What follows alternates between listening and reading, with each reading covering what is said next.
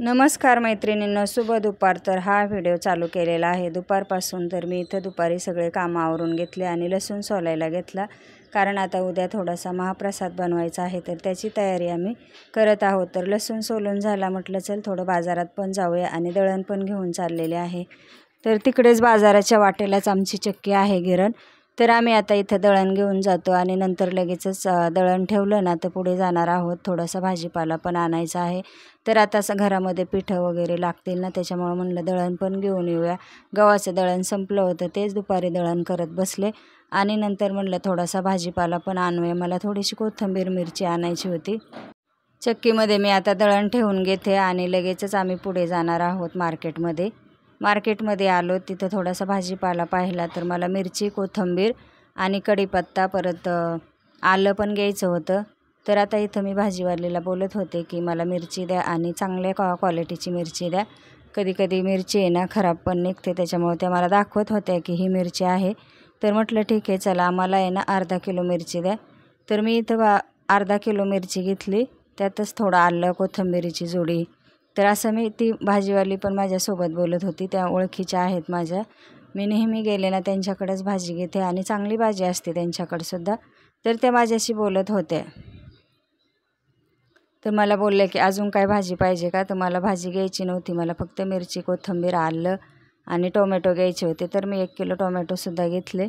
तर आता इथं मी भाज्या घेऊन झालेल्या आहेत आणि लगेचच म्हटलं आता हार पण उद्याच्याला लागेल, तर हार पण घेऊया। तर हारवाल्याकडं पण गेलोत, तर तिथं असे छान छान हार लावलेले होते। तर मला सुट्टे फुलं पण पाहिजे होते आणि हार पण 2 घेतले, थोडेसे वेगळे सुट्टे फुलं घेतले, कारण आता देवबाप्पा उद्याच्या दिवसच आहेत त्याच्यामुळं। तर मग नंतर आम्ही लगेचच पाणीपुरी खाणार होतो, तर तिथं मी पिशवी ठेवत होते। आम्हाला पाणीपुरी खायची होती दोघींना, वैष्णवीला आणि मला।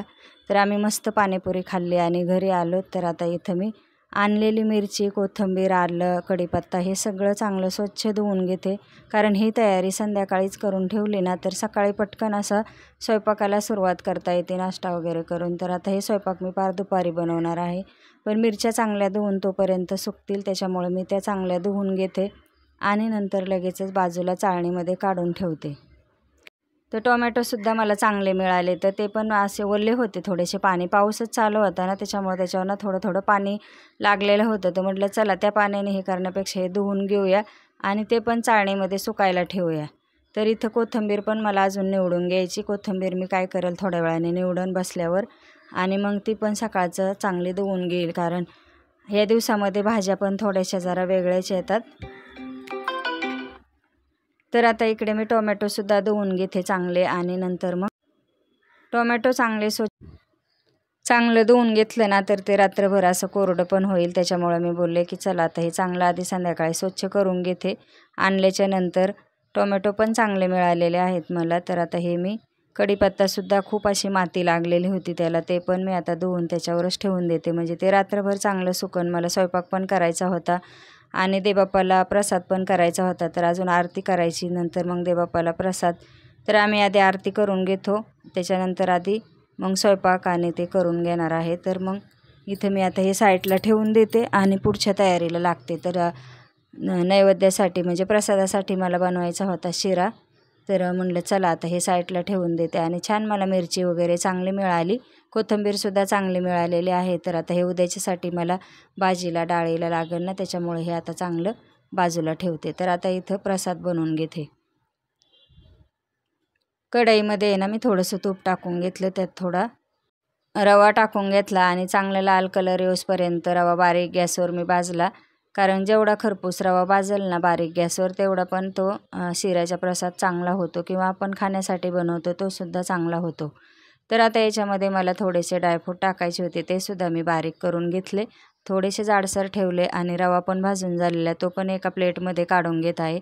थोडंसं पाणी आणि थोडंसं दूध टाकून घेते, पाणी गरम करायला ठेवलं होतं ते पण टाकून घेतलं, थोडं दूध टाकून घेते आणि लगेचच दुधाला आणि पाण्याला उकळी आली का लगेचच भाजलेला रवा त्याच्यामध्ये टाकून दिला, म्हणजे नंतर लगेचच ड्रायफ्रूट टाकून दिले। आणि आता मला ह्याच्यामध्ये ना एक केळी पण टाकायची आहे, केळीने पण खूप असा प्रसाद छान होतो रव्याचा। तर जास्त असेल तर जास्त केळी टाका, मी एकच केळी टाकली, तर आता इथं केळीचे पण असे काप करून घेतले सोलून आणि ते पण याच्यामध्ये टाकून घेतले. शिरा होत आला होता आणि थोडासा लगेच साखर टाकून घ्यायची.